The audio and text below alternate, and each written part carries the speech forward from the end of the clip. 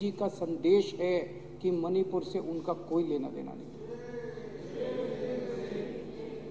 जब से मणिपुर की घटना घटी है, प्रधानमंत्री जी चुप हैं। मणिपुर के अंदर 6500 एफआईआर हो गई 190 दिन के अंदर। 3 मई से लेकर 31 जुलाई के बीच में 6500 एफआईआर हो गई। प्रधानमंत्री जी चुप रहे। मणिपुर में 4000 लोगों के घर जला दिए गए। प्रधानमंत्री जी चुप रहे। 60,000 लोग बेघर हो गए। प्रधानमंत्री जी चुप रहे। 150 से ज्यादा लोगों की मौत हो गई। प्रधानमंत्री जी चुप रहे। 350 धार्मिक स्थल जला दिए गए। प्रधानमंत्री जी चुप रहे। केंद्रीय फोर्सेस, आसाम राइफल्स और मणिपुर पुलिस के बीच में खुलेआम झगड़ा हो गया और गोलाबारी हो गई, जो आज तक भारत में कभी नहीं हुई कि सेंट्रल फोर्सेस और लोकल पुलिस के बीच में झगड़ा हो जाए। पूरी दुनिया के अंदर भारत की थू थू हो रही है। यूरोपियन पार्लियामेंट के अंदर इस पे चर्चा हुई, अमेरिका के अंदर इस पे चर्चा हुई, वहां के नेताओं ने इसकी थू थू की, लेकिन भारत के प्रधानमंत्री चुप रहे, कुछ नहीं बोले। और एक दिन जब एक वीडियो चारों तरफ सर्कुलेट हुआ जिसमें हमारी 2 या 3 बहनों को निर्वस्त्र करके सड़क के ऊपर घुमाया गया और उनके साथ खुलेआम सरेआम कई लोगों ने मिलकर गलत काम किया, तब भी प्रधानमंत्री जी चुप रहे। उनके मुख्यमंत्री कहते हैं ये कोई आइसोलेटेड इंसिडेंट नहीं है, यहां तो ये रोज ही हो रहा है। मैं ये पूछना चाहता हूं कि एक देश का प्रधानमंत्री एक पिता के समान होता है सबके लिए। वो जो बेटियां जिनके साथ ये गलत काम किया जा रहा था, या इतनी बेटियों के साथ उनके मुख्यमंत्री का बीरेंद्र सिंह का कहना है कि ये तो रोज हो रहा है। यहां पे लोग प्रधानमंत्री को रोज याद नहीं करते। आज मेरे घर में सब्जी नहीं बनी, घर में पानी नहीं आ रहा, तो लोग प्रधानमंत्री को याद नहीं करते। प्रधानमंत्री को याद तब करते हैं जब सारे सिस्टम फेल हो जाते हैं, तब आदमी याद करता है यार मेरा प्रधानमंत्री मेरे को बचाएगा। उन महिलाओं के लिए तो सब कुछ फेल हो गया था जिनको निर्वस्त्र करके वहां पे खुलेआम सड़कों पे घुमाया गया और खुलेआम उनके साथ गलत काम किया गया। वो तो बेटियां हैं हमारे देश की, वो तो प्रधानमंत्री जी की उम्र के हिसाब से वो तो उनके पिता समान है। पोजीशन के हिसाब से भी, उम्र के हिसाब से भी प्रधानमंत्री तो उनके पिता समान है। और जिस दिन अगर बेटियों की सरेआम इज्जत लुट रही है और बाप कहे कि मेरा इससे कोई लेना देना नहीं है, तो बेटियां कहां जाएंगी? बाप अगर ऐसे मौके पे मुंह मोड़ ले तो बेटियां कहां जाएंगी? मैं देख रहा था एक रिटायर्ड आर्मी ऑफिसर जो मणिपुर का रहने वाला, उसका एक वीडियो सर्कुलेट हो रहा था। वो प्रधानमंत्री मोदी जी का बहुत बड़ा भक्त होता था, अंध भक्त होता था। उसका पिछला ट्विटर अकाउंट उठा के देखो, उसने मोदी जी के लिए अंध भक्ति में पिछले कई सालों से खूब ट्वीट किए हुए हैं। वो रो रहा था उस वीडियो में, और रोते हुए कह रहा था कि प्रधानमंत्री जी, मैंने नहीं सोचा था कि आप हमें इस तरह से धोखा देंगे। मैंने नहीं सोचा था कि आप हमारी पीठ में छुरा घोंपेंगे, आप हमें हमारे हाल पे इस तरह से छोड़ देंगे। ये सारे बीजेपी वाले कह रहे हैं कि ये अकेला प्रधानमंत्री आज जो पिछले 9 साल में 50 बार नॉर्थ ईस्ट गया था। अध्यक्ष महोदया, हमारा कोई रिश्तेदार हमारे खुशी के मौके पे तो रोज आए, लेकिन जिस दिन मुसीबत हो उस दिन मुंह मोड़ ले। तो आदमी तो असली दोस्त तो वही होता है ना जो मुसीबत में काम आता है। असली साथी वो थोड़ी होता है जो कि शादी ब्याह में। तो जब हमारे घर में मुसीबत आई, जब मणिपुर के अंदर मुसीबत आई, जब मणिपुर जल रहा था, लोग मर रहे थे, लोगों के घर जलाए जा रहे थे, महिलाओं के साथ गलत काम किया जा रहा था, तब आपको सुध नहीं आई। तब आप अपने कमरे के अंदर कुंडी मार के बैठ गए। पूरा देश इस टाइम स्तब्ध है और पूरा देश पूछ रहा है कि प्रधानमंत्री की चुप्पी का कारण क्या है। प्रधानमंत्री ना कुछ कर रहे हैं और ना कुछ बोल रहे हैं। प्रधानमंत्री की चुप्पी का कारण क्या है, ये पूरे देश के अंदर इस वक्त चर्चा का विषय। और ये पहली बार नहीं है।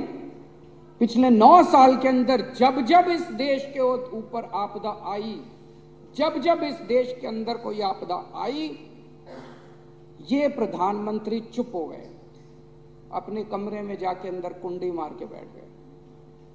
ये प्रधानमंत्री मैदान छोड़ के भाग गए। ये प्रधानमंत्री कहीं दिखाई नहीं दिए, लोग चिल्लाते रहे। अभी थोड़े दिन पहले मेरे को याद है, जंतर मंतर के ऊपर हमारी महिला पहलवान जंतर मंतर के ऊपर बैठी थी। उनके आरोप थे कि उनके साथ कुश्ती फेडरेशन के प्रेसिडेंट ब्रजभूषण सिंह ने उनके साथ छेड़खानी किया और उनके साथ गलत हरकतें की है। यही महिला पहलवान जब मेडल जीत के आई थी ओलंपिक के अंदर, तो प्रधानमंत्री जी सबसे पहले फोटो खिंचवाने पहुंच गए थे। और वो वीडियो भी देखा मैंने जिसमें उन्होंने महिला पहलवानों को कहा, बेटा तुम मेरी बेटियों के समान हो, कल को कोई दिक्कत हो मेरे पास आ जाना। जब उन महिला पहलवानों ने कहा कि हमारे साथ पिताजी, हमारे साथ गड़बड़ हो गई, हमारे साथ बदसलूकी हो गई, तो प्रधानमंत्री जी चुप हो गए। प्रधानमंत्री जी ने चुप्पी साध ली। कम से कम इतना तो कह देते, प्रधानमंत्री जी अगर इतना ही कह देते कि बेटा चिंता ना करो, मैं हूं, मैं जांच कराऊंगा, दोषियों को सजा दिलवाऊंगा, कम से कम लोगों को संतुष्टि तो मिल जाती कि प्रधानमंत्री है। मणिपुर के केस में कम से कम इतना ही कह देते, मणिपुर के लोगों को एक अपील, शांति की अपील ही कर देते प्रधानमंत्री कि मैं मणिपुर के लोगों से शांति की अपील करता हूं कि कृपया हिंसा मत कीजिए। शांति की अपील तक नहीं करते हमारे प्रधानमंत्री, कमरे में कुंडी मार के बैठ जाते। जब ये महिला पहलवान थी, महिला पहलवानों को एक अपील कर देते, वो तो बेचारी केवल प्रधानमंत्री से 2 शब्द सुनने के लिए बेताब थी। अगर वो कह देते कि बेटा चिंता ना करो, जिसने भी तुम्हारे साथ गड़बड़ किया मैं उनको बख्शूंगा नहीं। उन्होंने क्या किया? सुप्रीम कोर्ट जाना पड़ा इन बिचारी महिला पहलवानों को एक एफआईआर दर्ज कराने के लिए, एक एफआईआर दर्ज कराने के लिए। ऐसे प्रधानमंत्री हैं। जब चाइना पिछले 9 साल से चाइना हमें आंख दिखा रहा है, जब देखो चाइना हमें आंख दिखा रहा है, प्रधानमंत्री जी चुप है, प्रधानमंत्री जी के मुंह बंद है, प्रधानमंत्री के मुंह से चाइना शब्द नहीं निकलता इस प्रधानमंत्री के मुंह से। मेरे को याद है अक्टूबर 2019 में चाइना के राष्ट्रपति इंडिया आए और इंडिया के अंदर तमिलनाडु में महाबलेश्वर में दोनों हाथ में हाथ मिला के चाइना के राष्ट्रपति और हमारे प्रधानमंत्री हाथ में हाथ मिला के महाबलीपुरम के मंदिर में घूम रहे थे। उसके फोटो खींचे गए अक्टूबर 2019। और 15 जून 2020 को चाइना की फौजों ने गलवान घाटी पे हमारे ऊपर हमला करके हमारे 20 सैनिकों को मौत के घाट पहुंचा दिया। 2000 स्क्वायर किलोमीटर का एरिया कब्जा कर लिया। 2000 स्क्वायर किलोमीटर मतलब दिल्ली 1400 स्क्वायर किलोमीटर है। दिल्ली से 1.5 गुना इलाका, दिल्ली से 1.5 गुना इलाका चाइना के फोर्सेस ने कब्जा कर लिया हमारा। प्रधानमंत्री जी चुप रहे, उन्होंने कुछ नहीं बोला। अफवाहें लेके कई लोगों का दावा है, अफवाहें हैं कि 2000 स्क्वायर किलोमीटर जो इन्होंने हमारा कब्जा किया है, अंडर हैंड डीलिंग करके कोई चुपके से डील हुई है और शायद इन्होंने ये उनको दे दिया है, उनसे संधि। अध्यक्ष महोदय, सबसे शर्मनाक बयान अभी फरवरी के महीने में हमारे भारत के विदेश मंत्री एस जयशंकर का आया। उन्होंने कहा they are the bigger economy, China हमसे बड़ी इकोनॉमी है। What I am going to do, मैं क्या करूं? हद है यार, हमारे देश का विदेश मंत्री कहता मैं क्या करूं? As a smaller economy I am going to pick up a fight with the bigger economy. It is not a question of being reactionary. It's a question of common sense. ये हमारे देश के विदेश मंत्री कह रहे हैं। इसके ऊपर बहुत सारे रिटायर्ड आर्मी के अफसरों ने लिखा। एक मेजर जनरल शैल झा हैं, उन्होंने ट्वीट किया, mister Jaishankar should know that it's not India but China which is picking up the fight. Economy or no economy, if we bow down to a bully, we are abandoning our self-respect. Is it acceptable? What a shame. It's cowardice. अध्यक्ष महोदया, ये लोग पानी P P के जवाहरलाल नेहरू को गालियां देते हैं। कम से कम उस जवाहरलाल नेहरू ने चाइना की आंखों में आंखें डाल के उनके साथ युद्ध तो किया था। इन्होंने तो देश को सरेंडर कर दिया चाइना के सामने, और उन्होंने हमारा हमला किया, हमारे 2000 स्क्वायर किलोमीटर एरिया को ले लिया। इन्होंने बदले में चाइना को इनाम दिया। 2018-19 में चाइना के साथ हमारा ट्रेड, हमारा व्यापार 87 बिलियन डॉलर्स का था, उसको 1.5 गुना करके 22-23 में ये 114 बिलियन डॉलर का व्यापार हो गया। मैं आज देश के लोगों से पूछना चाहता हूं, आपको धंधा करने वाला प्रधानमंत्री चाहिए, आपको बिजनेसमैन प्रधानमंत्री चाहिए, या देश की रक्षा और देश का सम्मान करने वाला प्रधानमंत्री देश को? सब लोग ये जानना चाहते हैं कि प्रधानमंत्री चुप क्यों है। अगर हम एक ही काम कर देते, इसमें डरने की क्या बात थी? हम चाइना से इतना माल इंपोर्ट करते हैं, हम उनके साथ इंपोर्ट करना बंद कर देते। मैं प्रधानमंत्री जी को कहना चाहता हूं, आंख दिखाने की हिम्मत तो दिखाओ। हाथ में हाथ डाल के मंदिर में घूमने से इश्क होता है, कूटनीति नहीं होती, डिप्लोमेसी नहीं होती। डिप्लोमेसी करने के लिए तो आपको आंखें दिखानी पड़ती है। अडानी का घोटाला हुआ, एक हिंडनबर्ग रिपोर्ट आई जनवरी के महीने में, जिसने पूरे देश में क्या पूरी दुनिया के अंदर हलचल मचा दी। दुनिया का सबसे तीसरे नंबर पे अमीर आदमी था, तीसरे नंबर पे सबसे अमीर आदमी अचानक जो है उसकी, और पूरा बॉम्बे स्टॉक एक्सचेंज तहस नहस हो गया। लाखों इन्वेस्टर्स का पैसा डूब गया, LIC का पैसा डूब गया, बैंकों का पैसा डूब गया। प्रधानमंत्री जी चुप रहे।